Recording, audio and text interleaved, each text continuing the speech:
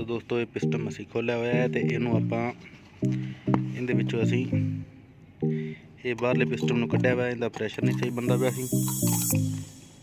ते अगे वाला पिस्टन इस तरह दा हुंदा है, रबड़ हुंदे ने उहदे च। ये नट खोल के तो वह भी पिस्टन बाहर आ जाएगा। उहदे उपर इत्थे स्प्रिंग हुंदा है।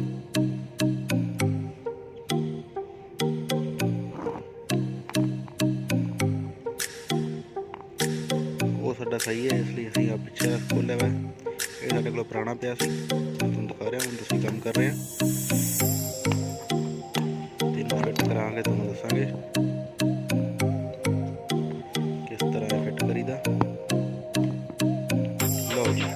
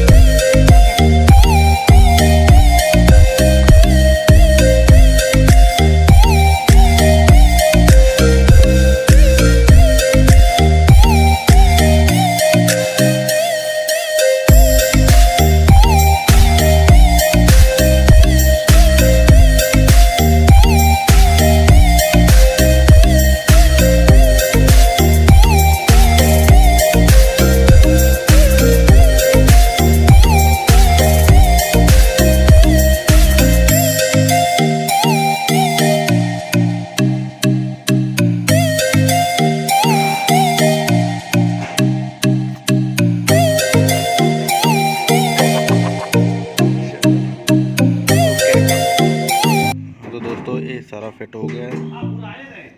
बस सिर्फ इन्हें सिलेंडर पहले का काम किया, इनका अगे सिलेंडर सही साडा इस करके असी इनका काम नहीं किया, साडे कोल पुराना पिया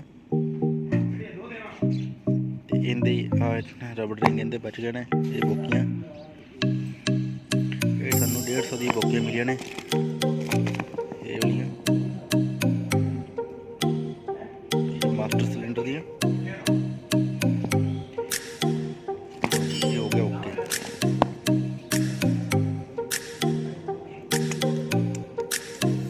ओके दोस्तों, थैंक यू जी साडी वीडियो देखने लई, धन्यवाद।